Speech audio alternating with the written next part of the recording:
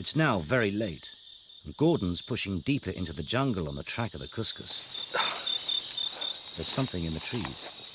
I just got some eye shine directly above me. I think it's round about here. Hang on. Power on. Oh, there you go, right in the middle there. At last, Gordon's found his animal. You little beauty. It's a cuscus. And there he is, just happily sitting on the branches a long, long way up. The size of a domestic cat, cuscus are nocturnal, moving high in the canopy with their babies secure in their pouches. And you get ground cuscus and its hands are less well developed for climbing. But this one is very, very comfortable in the trees. It's such an unusual animal. It doesn't really bear any resemblance to any animals that we would commonly know. You can see he's got this big long tail. It not only helps him balance as he moves through the trees, but it's a prehensile tail. He can use that as an extra limb, and you can just make out that the end of his tail is naked, so he can wrap that tail around branches and use it as a fifth arm. They're quite a bit like teddy bears with a big long tail. They're quite beautiful. They're really nice animals. The first small glimpse of the cuscus, but a great success for Gordon. Oh, there he goes. Then it's off, disappearing into the forest. All right, Steve. The cavers are now 2 miles into the mountain, under 100 million tons of rock. It's like being inside the home of some massive alien. The walls all dripping with slime. And they're not alone.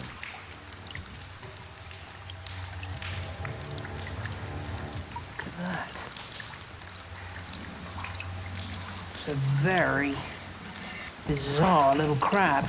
It's evolved in isolation here in this cave.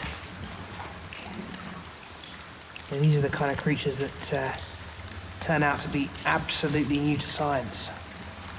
The eyes have faded away to almost nothing.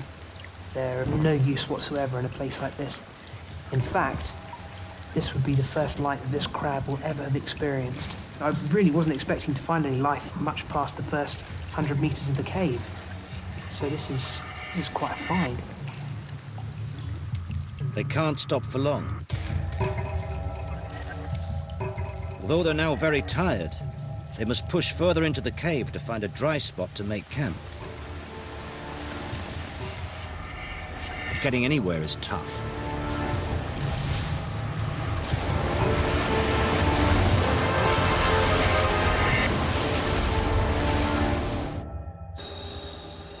In the calm of the jungle lab, George tallies up the remarkable discoveries they've made.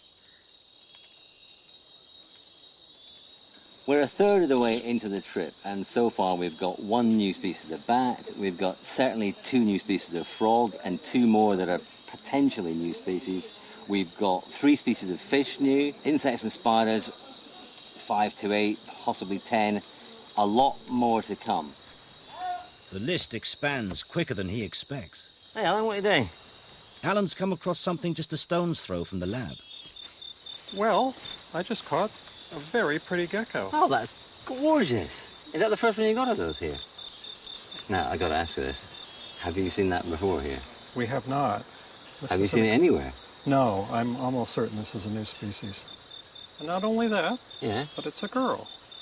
How do you know? Well, you can see the eggs. That's the eggs. Yeah, you can see them right through the body. Transparent. Yeah. That is absolutely gorgeous. Oh my goodness, that's amazing. Not Feels sure what the- absolutely lovely, doesn't it? It's like velvet. The tail is quite strikingly banded, and you can see how well they blend in.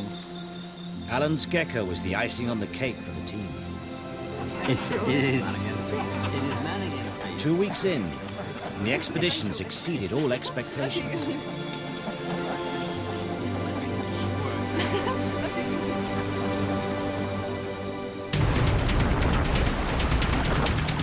For the cavers, There's no celebrations. They're now deep into the bowels of the mountain. And there's no place to stop. The river is as strong as ever, sapping their energy. Exhausted, we struggle on into the darkness.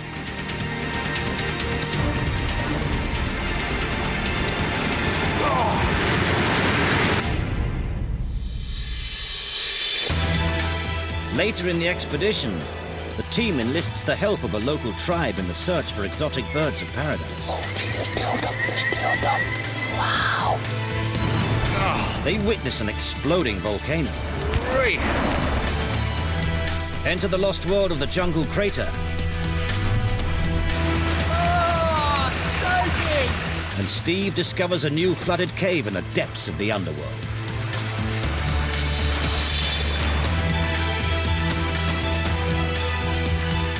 And the exploration